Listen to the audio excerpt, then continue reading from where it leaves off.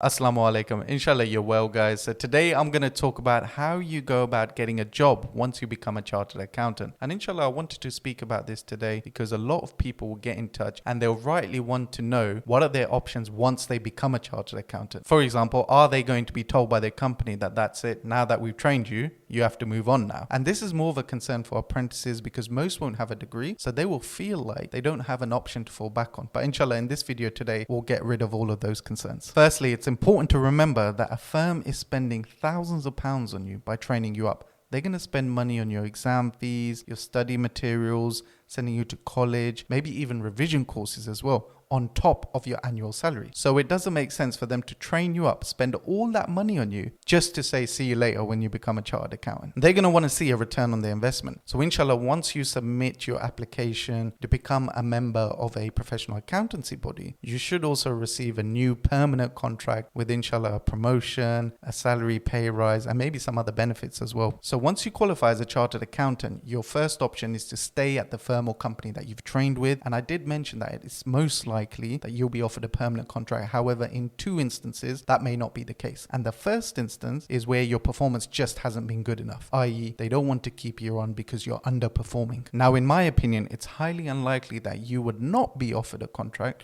for underperformance because you would have been with that firm or company for a number of years. So if they had issues with your performance, they would have raised that a long time ago. The second time when you may not be offered a permanent contract is when the firm or company has no need for you.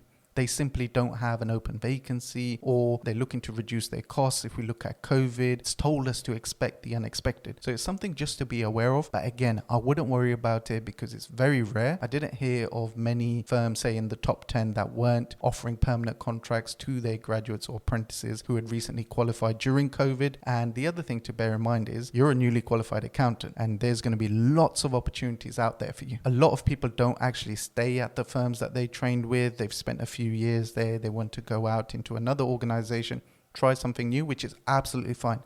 One of the things you've got to bear in mind though is that a firm may ask you to pay back a portion of your training costs if you leave within a certain period after qualifying. Normally that period is up to 2 years. Again, think about it from an employer's perspective, guys. They're not going to want to spend all this money on you just for you to turn around and leave. They want you to stay as a qualified accountant, inshallah make them a lot more money. Or if you do want to leave, absolutely fine, but pay back a portion of your cost. And I had a similar clause like this in my contract when I joined BDO. However, it wasn't enforced. Now, I don't know the exact reason why, but it could have been because I joined when I only had 4 exams left to complete. And one of the things was I never attended college. So I got given my study materials and I self-studied. So actually, if you think about the investment in me, it wasn't that much because they only paid for my course materials and 4 exam fees. Just want to say, guys, that was my own personal situation. Just because it happened to me doesn't mean it will happen to you. They do enforce this clause sometimes. So inshallah, have it prepared in your head that if you do want to leave your firm or company soon after qualifying, you may have to pay back a portion of your training costs. But again, guys, I'd say absolutely nothing to worry about. By that point, you would have probably saved a bit of money. And if you are planning on leaving, you're probably going to a better opportunity, which is offering you more pay, better work-life balance, all of those benefits which offset the cost of paying back some of your training. If you want to move, absolutely fine. You should have no issues in finding vacancies because a lot of organizations will recruit at the newly qualified level throughout the year. If we just take my team into account, which is a relatively small team of about 6-7 people, we recruit at least once or twice a year. The only time when you may find that there aren't many vacancies on the market is around December time because of the holiday period. But inshallah, you can verify what I'm saying by going on LinkedIn and searching for jobs to see for yourself how many vacancies there are at the newly qualified level. So when you found a vacancy that you like, how do you apply for it? And there are 2 ways of doing that. Either you go direct or via a recruiter. And if you go direct, again, there are 2 ways of doing so. Either you will apply directly on the company website or a member of the organization's talent acquisition team will contact you and try and headhunt you. This person from the talent acquisition team will normally message you on LinkedIn, inshallah give you a bit more detail about the role, maybe even have a call with you, try sell you the role, and then encourage you to apply via the company website. But I also mentioned you could be placed via a recruiter, and this is a third party who charges a fee to the company for placing you into a particular role. They'll normally have a relationship with the hiring manager or would have maybe placed someone successfully into that team before, and their fee can range from around 15 to 20% of the salary. So you can see it's quite lucrative where if a recruiter is charging say 20% of a salary of £50,000, they're going to make £10,000 if they place a candidate into that role. You may be thinking this doesn't make make sense. Why would a company pay a recruiter when they've got their own talent acquisition team? Why not just do it yourself? The answer is it can take a lot of time and effort to find the right person. And if you've got hundreds of vacancies open across different areas and 6 of you say in the talent acquisition team, it makes more sense to outsource the recruitment of certain roles to third-party recruiters. With recruiters, I'd say the process is quite easy because you just email them your CV. They'll determine whether you're suitable for the role,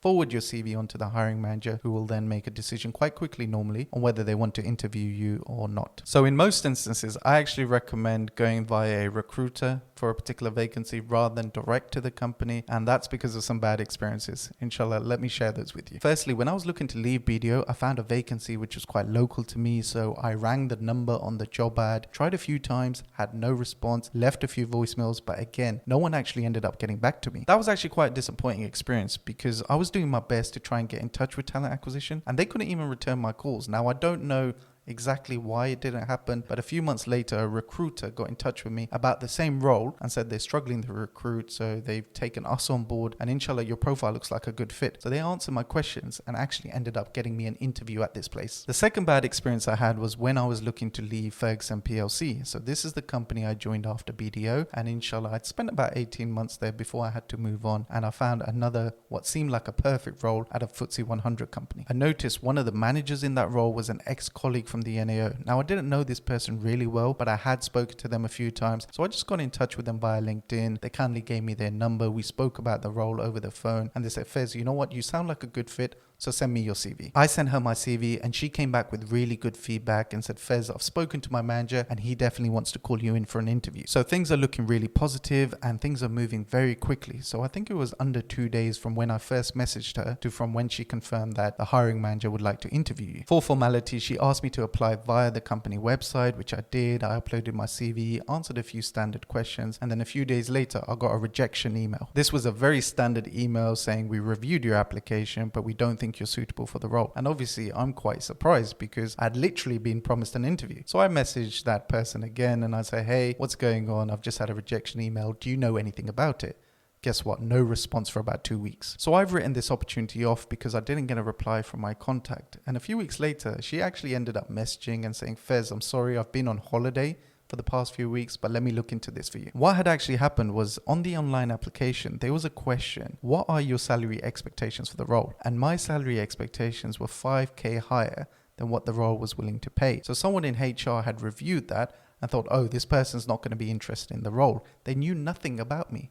But guess what? If that person had discussed it with me and said, Fez, we can't meet your salary expectations, it's just a little bit too high, I could have worked with that. By the time my contact came back from holiday, they had already completed first round interviews. So they were at the final stages of hiring and unfortunately they couldn't offer me an interview. So because of that online application, I literally lost out on a guaranteed interview. That's the other thing I don't like about online applications when going direct through a company is the amount of effort involved. You have to set up an account, you have to fill in all your personal details, most of which are on your CV anyway. And then they'll also ask for a cover letter. Whereas if you go via a recruiter, all you have to do is send them your CV and they'll forward it on to the hiring manager. The biggest benefit of using a recruiter is the financial incentive they have. So they're going to be hungry to earn that fee. So it's in their best interest to place you in that particular role. Whereas someone who works in the talent acquisition team for a company is likely to be on a fixed salary with limited benefits, so they're not going to have that added financial incentive. However, the biggest benefit can also be a big problem because if a recruiter has many candidates going for the same role, they may not be as vested in you getting that role because as long as someone gets that role, they're going to make their placement fee. So going via a recruiter isn't always easy. And again, let me share another bad experience for you. So remember the example that I mentioned where I got an interview at a local company when I was looking to leave BDO via a recruiter. So it's that same scenario. So I got through the first round interview and I'm at the final stage with the director and there's 2 candidates going for the role. Both of us came through this recruitment company. So I had the final interview and the recruiter rang me up pretty much straight away with feedback saying, Fez, you did really well, but the second candidate has more relevant experience for the role. So they're going to go ahead with her. I was cool with that. Sometimes you're not the best candidate for the role and I'd written that opportunity off. And a few weeks later, I'd say about 2.5 weeks later, the same recruiter rang me up and said, Fez,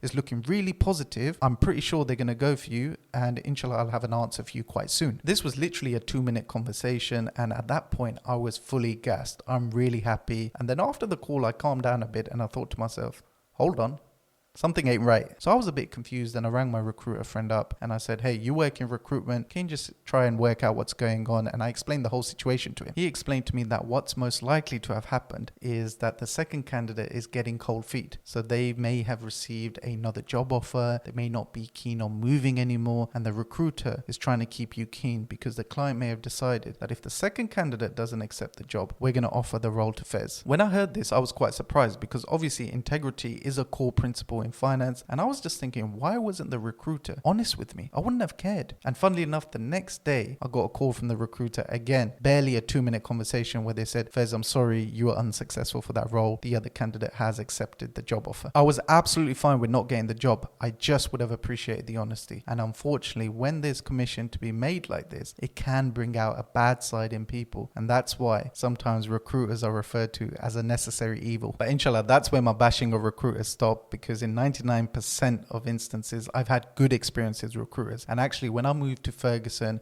and more recently to TJX, both times were via a recruiter and it was a good experience. So you may be thinking, hold on a minute. Isn't it better to go direct to a company rather than via a recruiter, because they'll end up saving thousands of pounds in recruitment fees? Although in principle that sounds right, let's look at that in a bit more detail. So when a company has decided to use a recruiter, that means that they've already got approval for that recruitment fee. So they've got permission to spend that money already. And once they've got that permission, they're only going to be interested in finding the best candidate. But inshallah, I'll leave it there, guys. Hopefully no more concerns. Once you qualify as a chartered accountant, inshallah, lots of doors will open up for you and you can either stay at your current firm or move over to a new one. And as always, if you have any questions or queries, please feel free to comment below or message me on Instagram.